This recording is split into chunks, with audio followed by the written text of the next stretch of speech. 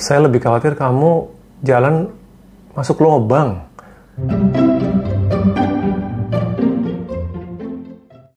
Halo, ketemu lagi di Curhat ke Om-Om. Sesi ringan di mana kita membahas curhatan teman-teman yang dikirim melalui email. Saya langsung saja mulai.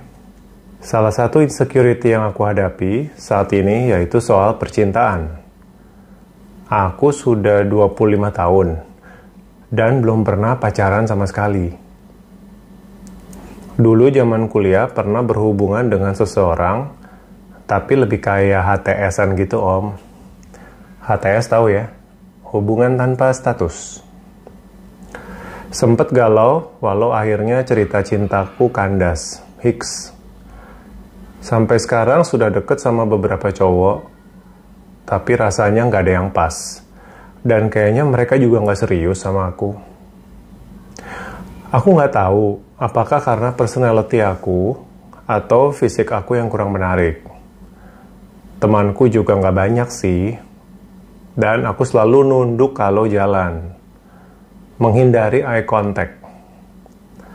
Somehow sering banget ngerasa sedih dan kesepian. Dan berpikir, kira-kira gue punya jodoh nggak ya? Menurut pandangan Om Pir gimana? Dari Ami di Jakarta. Oke, Ami, terima kasih emailnya. Pertama-tama, usia 25 tahun tidak pernah pacaran. So what? Emang kenapa ya? Menurut saya, itu nggak masalah gitu. Karena pacaran itu bukan prestasi. Saya ulangi ya. Pacaran itu bukan prestasi. Menurut saya, kalau kamu lulus cum laude, itu prestasi. Kalau kamu bisa mandiri secara finansial, bahkan bisa membantu orang tua, itu prestasi. Kalau kamu menang medali emas di SEA Games, itu prestasi. Kalau kamu menemukan obat uban untuk saya, nah itu prestasi. Pacaran itu menurut saya bukan prestasi. Biasa aja. Ada yang pacaran, ada yang enggak. Tapi bukan achievement. Relationship itu penting. Jangan salah. Karena itu termasuk dalam human nature ya. Kebutuhan manusia untuk punya relationship. Kita mungkin didorong insting untuk berpasangan, karena itu udah program alam kita untuk bereproduksi dan lain-lain. Jadi relationship itu penting. Tapi relationship is not everything. Oh itu berima tuh.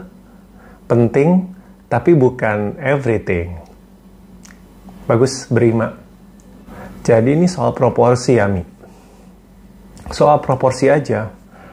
Tidak apa-apa memikirkan relationship, memikirkan pacaran, tapi proporsinya nggak perlu dibesar-besarkan. Pada proporsi yang wajar saja. Hidup kamu banyak hal yang lain selain relationship, selain pacaran.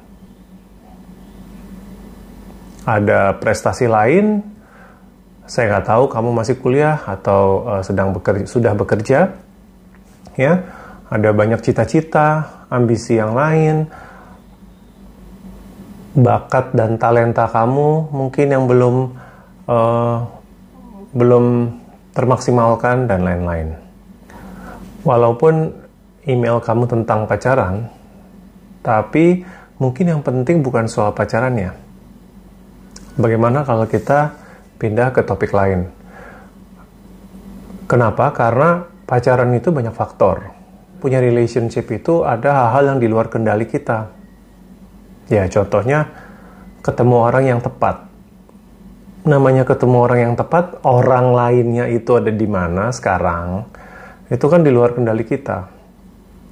Belum tentu situasi hidup kamu itu memungkinkan ketemu banyak orang, atau ketemu orang yang tepat di lingkungan pekerjaan, atau kuliah sekarang. Faktornya banyak. Jadi lebih baik kita pindah dulu topik ke hal-hal yang bisa dibawa kendali kita. Hal apa yang ingin kamu improve? Bukan dari pacarannya, tapi dari diri kamu sendiri. Karena itu dibawa kendali kamu. Mungkin kamu sudah tahu apa yang ingin kamu improve. Apakah saya kurang confident? Apa ada sesuatu yang saya ingin perbaiki? Kalau belum, mungkin ngobrol ke teman-teman terdekat. Menurut lo, secara objektif, gue bisa memperbaiki apanya ya? Gitu. Siapa tahu kamu perlu perspektif orang di luar kita supaya lebih objektif.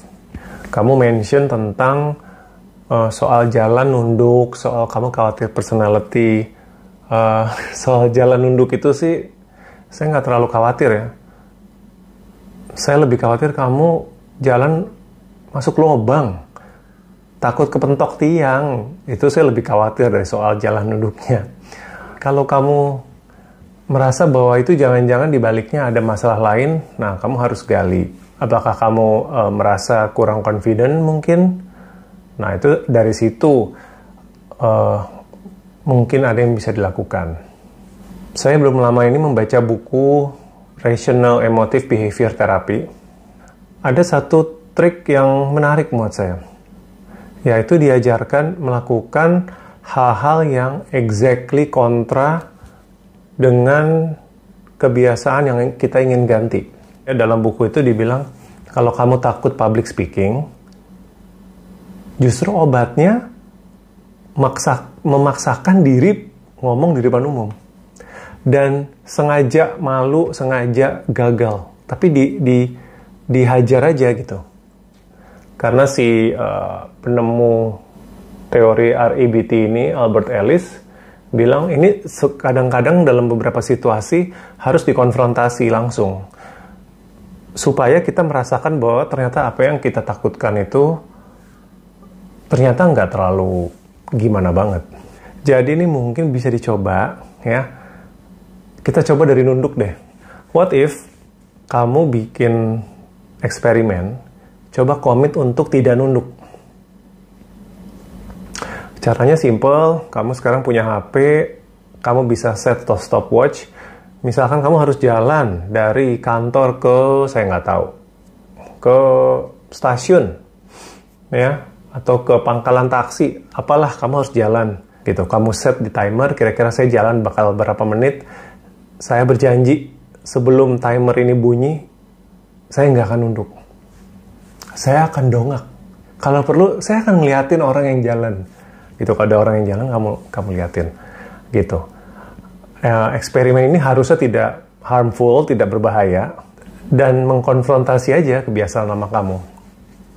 Coba aja ya, saya hanya sekedar usul iseng-iseng, karena kamu menyinggung soal kebiasaan jalan nunduk. Dan itu mengurangi resiko kamu kejeblos lubang juga. Bagus kan? Positif. Yang terakhir soal pertanyaan, kira-kira gue punya jodoh nggak ya? Coba digali, apakah di dalam diri kamu ada belief yang ekstrim. Misalnya, kamu percaya bahwa saya harus punya pasangan. Coba analisa kalimat itu, saya harus punya pasangan.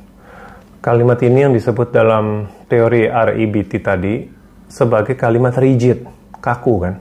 Saya harus punya pasangan. Kalau kita memegang erat belief yang rigid atau ekstrim tadi, itu bisa menimbulkan emosi negatif atau emosi tidak sehat. Karena saat kita tidak punya pasangan, jadinya melanggar prinsip harus itu. Akhirnya kita susah sendiri. Padahal kalimat saya harus punya pasangan ini tidak terlalu ekstrim, tidak logis. Kata siapa orang, setiap orang itu harus punya pasangan, dan kenapa juga harus punya pasangan. Kamu harus challenge. Karena yang penting bukan sekedar punya pasangan, tapi punya pasangan dan berbahagia. Banyak orang punya pasangan tapi hidupnya menderita kayak di neraka. Buat apa? Ya. Yang penting itu bahagia. Bahagia itu kadang bisa melalui pasangan, kadang tidak. Jadi kalimat saya harus punya pasangan itu harus diaudit.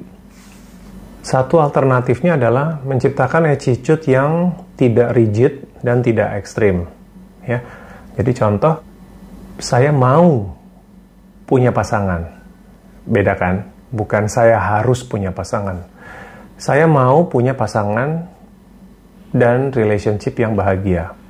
Tapi, seandainya saya tidak punya pasangan, saya percaya saya masih bisa bahagia. Saya adalah manusia yang utuh. Saya adalah manusia biasa. Walaupun saya tidak punya pasangan. Berasa kan beda kalimatnya. Jadi kalimatnya punya wish normal, ya, manusiawi. Idealnya sih saya mau punya pasangan dan berbahagia. Tapi kalau itu tidak tercapai pun, itu bukan akhir dunia. Biasa aja. Dan itu logis. Banyak orang yang bahagia tanpa harus memiliki pasangan. Jadi itu saja, Ami di Jakarta. Celotehan saya, Om Piring, untuk curhatan kamu. Maaf kalau misalkan tidak ada solusi, namanya juga cuma ngobrol curhat. Tapi saya berharap ada sesuatu yang bisa memberi kamu pemikiran yang lain. Oke? Terima kasih untuk yang sudah menonton episode ini. Bagi yang ingin ikutan curhat di channel ini, bisa mengirim email ke ompiring@gmail.com, sertakan subjek curhat, jangan terlalu panjang karena akan dibacakan, dan tulis identitas yang diinginkan untuk dibacakan. Nanti yang terpilih akan saya bahas di channel ini. Terima kasih.